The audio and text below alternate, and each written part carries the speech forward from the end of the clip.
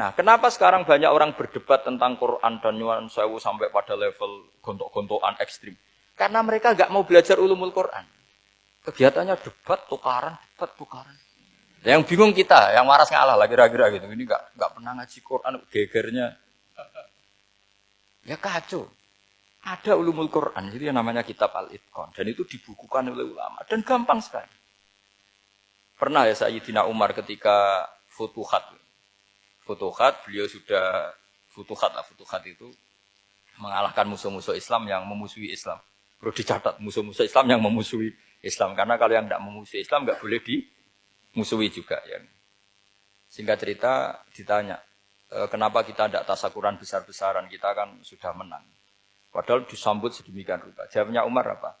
Inna wa ta'ala qad ayyara qauman faqala adhabtum thayyibatikum fi hayatikumud dunya wastamta'tum biha. Allah itu mengkritik kelompok kaum yang dalam hidupnya itu foya-foya. Maka saya akan mengurangi foya-foya itu supaya saya menyisakan jatah foya-foya saya sampai di surga.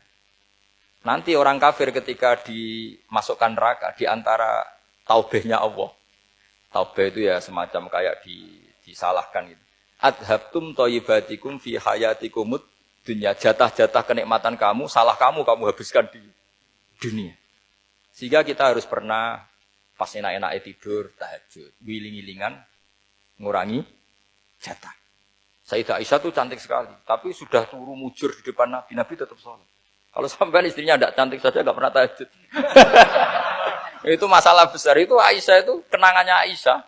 Saya ini kurang cantiknya. Sampai Nabi kalau sholat digoda tidur di depannya. Masyhur. Wa ana muqtaridhatun. Saya tidur malang di depan Nabi. Nabi kalau berdiri sikilnya aku tak dojorno. Kalau Nabi mau sujud tak ingkretno. Nabi terus saja tahajud. Dan saya yakin itu sunnah, tidak ada yang niru itu. Aisyah loh, bukan yang Saudah, Aisyah. Di semua riwayat itu. Kalau Saudah kan mungkin, wah pantesan Saudah kan gitu. Ini. Aisyah. Terus ada cerita lagi, betapa Rasulullah memang Nabi betul. Aisyah itu istrinya paling cantik. Kan yang nyanyi cantik itu hanya Aisyah, Zainab sama Sofia. Kira-kira rivalnya itu. Yang rivalnya itu, kira-kira. Ya sebagian ya cantik tapi enggak sekelas ini. Rasulullah itu malam-malam keluar. Terus pikiran Aisyah, pasti ke sebagian rival saya. Doroh itu maru kalau coba. Dibuntuti sama Aisyah. Nabi enggak tahu kalau dibuntuti Aisyah. Ini hadis riwayat doa masuk kuburan. Maka, jadi hadis itu ya unik. Kalau enggak di tangan ulama itu jadi kacau. Babu doa li ahlil kubur. Bab mendoakan ahli kubur itu babnya itu tentang cemburu. Walhasil karena Nabi keluar, wah ini mesti itu enggak benar ini. Paling ke Sofia atau ke ya pokoknya Zainab, pokoknya yang cantik-cantik. Ditututi sama siapa Aisyah. Nabi enggak tahu hal itu. Ternyata Nabi itu kebaki itu. Assalamualaikum warahmatullahi mu'minin wa inna insyaallah bikum lahikun. Jadi barokahnya cemburu, hadis itu ada rawinya. Oh, ternyata ke kuburan toh. Itu sampai pulang, jadi hadis itu diriwayatkan Aisyah. Ghirtu itu cemburu, saya ini cemburu sama Nabi. Malam-malam keluar, tak tututi juga mau kuburan. Lah, sahabatnya tanya, muridnya Aisyah, lalu baca apa? Assalamualaikum warahmatullahi mu'minin wa inna insyaallah bikum lahikun. Kalau sampean kan enggak, dibuntuti tok bar tenan. Mesti barbaran.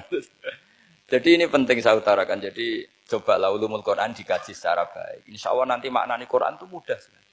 Karena memang sesuatu itu harus ada ilmu. Ya sesuatu itu harus ada ilmu. Banyak ulama itu nangis karena mudah memahami rahmat Allah. Abu Yazid Al-Bustami itu jadi wali bukan karena banyak wiridannya, enggak. Dia setiap makan itu memuji begini, ya Allah, engkau itu tidak butuh saya, tapi kenapa ngasih makan saya? Kalau majikan ngasih makan karyawannya kan supaya mau kerja. Semua kebaikan manusia itu pasti ada imbalannya. Tapi engkau itu tidak butuh apa-apa, kenapa ngasih nikmat kepada manusia padahal engkau tidak butuh? Itu kan aneh betul. Kalau apapun ikhlasnya orang, kalau ngasih itu kan ada maunya. Meskipun sudah bilang ikhlas. Oh sudah, tapi kalau Allah itu tidak butuh. Misalnya ada orang nyumbang masjid ikhlas, tetap di hatinya, benak Jumatan Pak Quran yang dindi, tetap ada kepentingannya. Tapi kalau Allah, sehingga cara mensifati Allah itu luar biasa. Makanya orang jadi wali itu diantara kata Rasulullah, Inna woha la yardo anil abdi idza akalal aklah fa yahmaduhu 'alaiha aw yashruba syarba fa yahmaduhu 'alaiha. Allah itu sangat ridho. Orang jadi wali itu kan diridani Allah. Allah itu sangat ridho kalau seseorang makan kemudian dia muji Allah. Coba apa hebatnya Donald Trump kalau enggak makan ya lemes mati. Apa hebatnya presiden seluruh dunia kalau enggak makan ya lemes mati. Orang yang katanya paling top di dunia, itu nak gak makan kangkung nyatanya ya lemes. Hebatnya di mana, Pak? Yang kita puji-puji hebat, ternyata kalau nggak makan itu lemes. Pak Rektor nggak makan lemes, apalagi Pak Onel nggak makan lemes. Hebatnya apa coba? Nah, terus kelihatan wa khuliqal insanu dhaifa. Makanya ketika Allah mengingatkan orang yang menyembah Isa, Allah hanya menghentikan gini, kana yakulani to'am. Isa dan ibunya itu makan. Maksudnya kalau nggak makan itu ya lemes. Kamu kebayang nggak punya Tuhan terus, Pak Tuhan jangan lemes, monggo dariin. Kayak apa malunya kita punya Tuhan kalau nggak makan apa? Lemes. Terus nanti cerita, alhamdulillah tadi Tuhan mampir sini. Tadi lemes lah tak kasih makan, bergas lagi. Makanya uang kritiknya mau sederhana. Karena ya gula to'am. Kok kamu Tuhan kan gimana? Ini kalau nggak makan itu. Tapi kita sering keliru mengatakan Presiden Amerika itu super power hebat. Hebatnya di mana seorang manusia? Kalau nggak makan ya. Ini makanya Allah ngendikan wa khuliqal insanu dhaif. Sehingga banyak para wali itu dekat Allah ketika makan. Bukan apa-apa, karena tadi makannya itu tidak kayak sampai anak makan, banyak lahap, segala-galanya, udah gitu. Itu tidak setiap makan, ya Allah betapa lemahnya saya. Yang katanya rektor, yang katanya profesor, katanya orang alim, kiai, katanya pengurus NU, pengurus Muhammadiyah, ternyata kalau tidak makan, lemes. Kerennya di mana lemes. Sehingga terus tawadu, terus macam-macam. Jadi ini penting. Jadi Allah mengingatkan manusia itu dengan makan tadi. Makanya Nabi Rasulullah ngendikan Allah itu sangat ridho seseorang yang setiap makan muji Allah. Tapi sekarang orang makan itu banyak yang enggak menjiwai. Karena ada aturannya sebetulnya, ngunyahnya sampai sekian kali.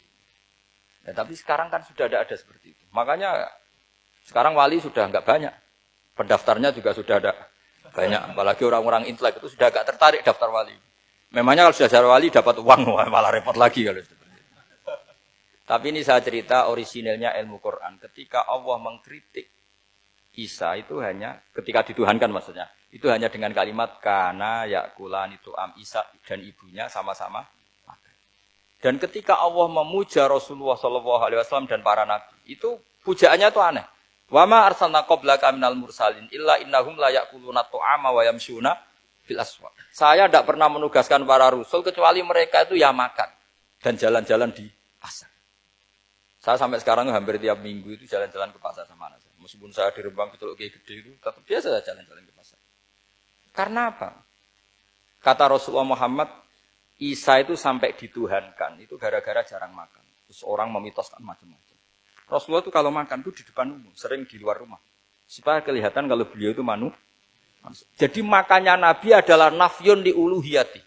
Perlu dicatat Nabi Muhammad jadi Nabi setelah dengan tanda kutip tragedi Isa dituhankan. Karena Rasulullah jadi Nabi setelah tragedi Isa dituhankan, maka sisi manusianya itu diperlihatkan. Sampai kalau makan tuh di depan umum. Tapi enggak marung di KFC, enggak ada riwayatnya itu. Di depan umum. Nah, karena kepentingannya itu sehingga makanya Nabi ini ibadah yang luar biasa karena menunjukkan sisi kemanusiaan yang akan aman, tidak akan dituhankan.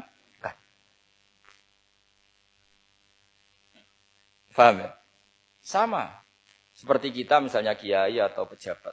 Makan saja enggak apa-apa. Tunjukkan kalau kita manusia. Kalau enggak makan lemes. Dan kalau itu terus dalam hati kita, insya Allah kita orang yang mengimani wa khuliqal insanu dhaifa. Betapa manusia itu lemah. Nah, tapi kita sekarang enggak. Kalau kita jadi rektor enggak bisa mengendalikan satu kampus, jadi kiai bisa mengendalikan umat. Pikirannya itu kayak Fir'aun. Dan di antara kesalahan Fir'aun adalah faqala ana rabbukumul a'la, bahwa saya bisa mengendalikan kalian semua. Maka dalam ilmu tasawuf yang pertama harus dihilangkan adalah sifat anania. Bahwa karena saya. Tapi kalau orang mau jadi wali atau orang dekat Allah, kenapa saya sering menyebut kata wali? Sebenarnya khazanah wali itu ada di Quran. Ala inna awliya Allahi la khaufun alaihim wa lahum yahzan. Cuma orang kota senangnya bakas intelektual. Wong desa senangnya bakas wali. Akhirnya banyak orang yang enggak wali modus pura-pura wali terus nipu orang. Jadi sama-sama ada korban. Yang intelektual juga sama. Seakan-akan lebih intelek dibanding wali ini, makanya saya supaya bahasa intelektual ya ada di Quran, maksudnya terjemahannya ada, bahasa wali juga apa? Ada. Dan kadang orang jadi wali itu melakukan hal-hal yang kecil, yaitu merasa doif saat apa? Makan. Apa? Merasa doif saat makan. Karena tadi paling mudah menafikan ketuhanan seseorang adalah nyatanya kalau nggak makan lemes. Paling mudah mendoifkan manusia yang katanya presiden superpower pun kalau nggak makan. Apa artinya kehebatan manusia yang sehatnya bergantung nasi satu mangkok? Kerennya di mana coba?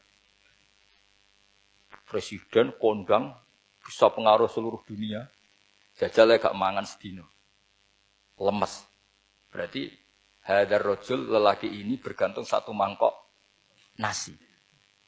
Hebatnya di mana coba? Makanya ada seorang raja angkuh datang ke seorang ulama. Saya raja bisa mengendalikan dunia. Kata ulama, tanya gini, andaikan kamu tidak bisa minum, kemudian harus bisa minum kalau orang menukarkan kerajaan kamu. Kamu boleh minum, asal kamu tidak jadi raja. Apa kamu kasihkan kerajaan kamu ketika kamu harus minum dengan cara seperti itu? Misalnya di tengah belantara, kalau di Arab kan sering ada apa? Sahara itu ada padang pasir. Terus kata raja itu, ya saya milih minum. Kalau saya tidak minum mati, mendingan tidak punya kerajaan.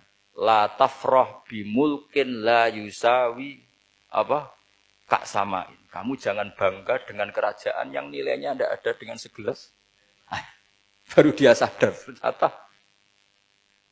Jadi kamu jangan bangga dengan satu kerajaan yang bahkan akan kamu tukarkan dengan segelas. Artinya pertanyaannya gini, kerajaan yang kamu bisa mimpin ini ditumpang air apa ditopang keangkuhan Anda? Sebenarnya hanya ditopang air. Karena sekali Anda tidak minum, tidak bisa jadi raja. Terus lemes, diobatno. Sama presiden juga gitu. Kalau nggak makan, nggak minum, terus sakit, stroke, nggak bisa jadi presiden. Artinya ternyata betapa manusia ini bergantung dengan sesuatu yang remeh, yaitu makan, minum, makan, minum. Nah di sini ini, kenapa Quran menyebut para nabi itu apa? Illa innahum la ya'kuluna ta'ama wa yamshuna fil aswaq. Kalau kamu tidak memahami seperti ini kan terus kayak Quran kok ngomong hanya gini kok. Kayaknya kelasnya kok nggak intelek gitu. Cara pandang nggak seperti itu. Paham ya? Jadi supaya lebih apa? Memahami Quran dan kamu akan lebih tasdik kepada Quran sebagai kalam Allah yang pegangan kita apa? Semua. Saya kira demikian. Assalamualaikum warahmatullahi wabarakatuh.